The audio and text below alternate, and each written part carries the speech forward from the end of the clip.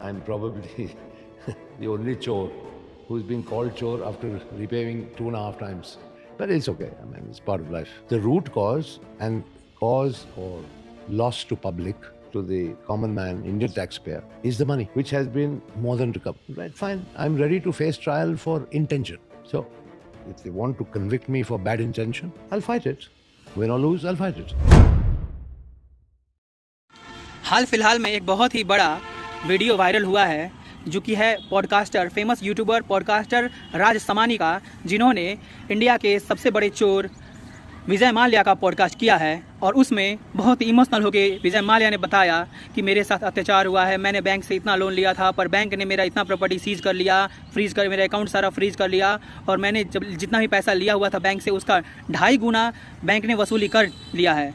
और ये कह के वो इमोशनल हो रहा है और ये भी बोल रहा है विजय माल्या कि मेरा पैसा भी गया है और मेरा इज्जत भी चला गया है। लोग आज भी मुझे चोर कहते हैं, मुझे समझ में नहीं आता है कि चोर क्यों कहते हैं, जबकि मैंने तो पैसा का 2.5 गुना लौटा दिया है।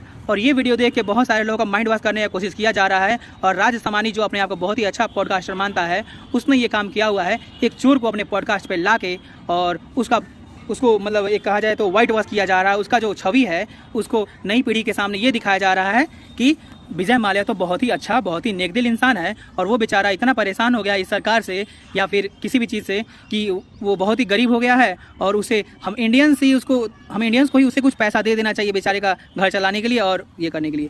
जबकि ये भूल रहा है राज समानी कि यही विजय माल्या अपने ऐशबाजी के चलते कितना बैंक का पैसा बर्बाद किया सिर्फ ऐशबाजी में। और उसके यहाँ जो भी काम कर रहे थे वर्कर्स, स्टाफ्स, पायलट्स, जैसे कि जो किंगफिशर एयरलाइन था उसमें जो पायलट्स काम करते थे उनको बहुत दिनों तक सैलरी नहीं मिला। जो उसमें एयर होस्टेस थी उनको बहुत दिनों तक सैलरी नहीं मिला। किंगफिशर एयरलाइन के बहुत सारे लोगों को बहुत दिनों तक सैलरी नहीं मिला और आखिरकार वो बंद हो गया तो लोगों को आखिरकार सैलरी थोड़ा सा भी नहीं मिला। तो ऐसा घपला किया हुआ है और ऐसे लोगों को रुलाया है विजय माल्या ने। और आज खुद बैठ के राज समानी के पॉडकास्ट में थोड़ा सा इमोशनल हो गया तो राज समानी बोल रहा है कि आपके साथ गलत हुआ है और देश की जनता को भ्रमाना चाहता है, ये दिखाना चाहता है कि विजय माल्या के साथ गलत हुआ है। वो चोर नहीं है, वो तो देव मानुस है, अच्छा इंसान है। आपकी इस पे क्या राय है, आप कमेंट करके ज़रूर बताएं। ठीक उसी तरफ एक हमारे देश के बहुत ही बड़े पत्रकार रजत शर्मा, इंडिया टीवी के संस्थापक, इंडिया टीवी के editor in chief Rajat Sharma ने जब विजय माल्या से पहले पॉडकास्ट किया था, कहो तो आपकी अदालत में जब उन्हें बुलाया हुआ था, उस समय उससे ऐसे तीखे सवाल किए थे कि उसका होश उड़ गया था। और उस वीडियो को जब आप देखेंगे तो पता चलेगा असली विजय माल्या वो है। ये जो आज राज समानी के पॉडकास्ट में बोल रहा है वो असली विजय माल्या नहीं है, ये तो ड्रामेबाज विजय माल्या है। असली ऐशबाज और ऐशबाजी करने वाला, पैसा लुटाने वाला, पैसा बर्बाद करने वाला, बैंक का पैसा लूट के भाग जाने वाला और बैंक के पैसे से ऐशबाजी करने वाला असली विजय माल्या से सवाल रजत शर्मा ने किया था। तो अगर आपको पता करना है कि विजय माल्या असली कौन सा है तो आप रजत शर्मा का वीडियो देखिए, ना कि राज समानी का। घूमना, रेसिंग का शौक रखना, घोड़े पालना, हाई फ्लाइंग लाइफ लीड करना, और आप कह रहे हैं कि बहुत मेहनत करते हैं, बहुत हार्ड वर्किंग है। पैसा जो लगता है इस शौक के लिए वो तो पहले कमाना पड़ता है ना। वो तो पिताजी कमा के छोड़ गए थे,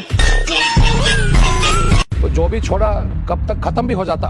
काम करते तो दिखाई देते नहीं।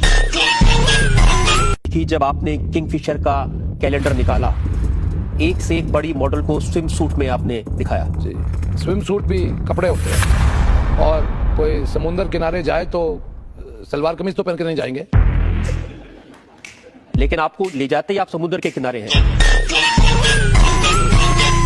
You go to the banks today, they may tell you I owe even more money. Tell me real numbers, because somewhere it's written 9,000 crore, somewhere it's There written is no 9,000, that is all imagination.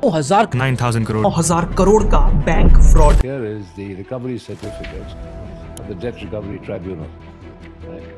It says recovery certificate 6,203 crores, 35 lakhs, 3,879 and paisa 42 only. That is evidence of the debt. Right? Where did this 9,000 crore figure come from?